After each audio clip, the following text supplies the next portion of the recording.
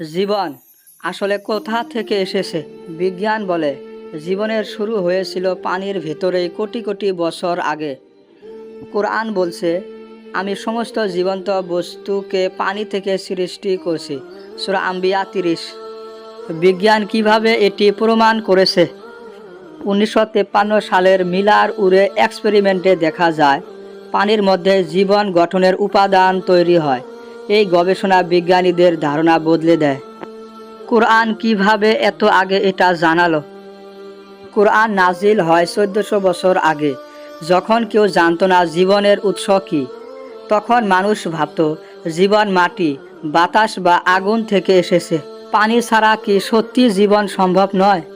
বিজ্ঞান বলছে আমাদের দেহের 70% পানি। আমাদের রক্ত, কোষ, হরমোন সবকিছু পানির উপর নির্ভরশীল। কোরআনে কতবার পানির শব্দটি এসেছে? মা অর্থাৎ পানি এসেছে 63 বার। প্রতিবারই এসেছে জীবন সৃষ্টি বা বরকতের প্রসঙ্গে।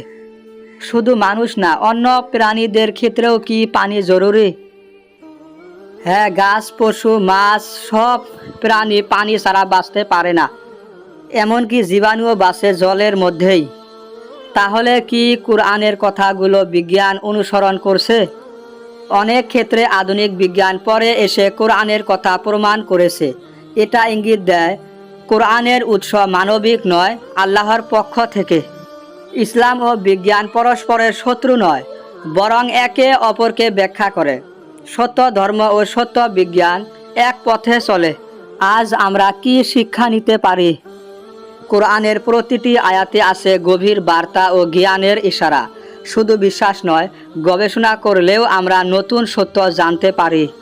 আপনি কি মনে করেন এটা কাকতালীয়? একজন নিরক্ষর ব্যক্তি নবী মুহাম্মদ সাল্লাল্লাহু আলাইহি সাল্লাম 1400 বছর আগে এই কথা কিভাবে জানলেন? এটা কি মানব জ্ঞানে সম্ভব, নাকি আল্লাহর পক্ষ থেকে চিহ্ন? জীবনের উৎপত্তি পানি থেকে, এটা শুধু বৈজ্ঞানিক তথ্য নয়, বরং কোরআনের ভবিষ্যদ্বাণীর একটি অলৌকিক দৃষ্টান্ত। বিজ্ঞানের দৃষ্টিতে কোরআনের সত্য খুঁজে পেতে আমাদের পাশে থাকুন। সাবস্ক্রাইব করুন।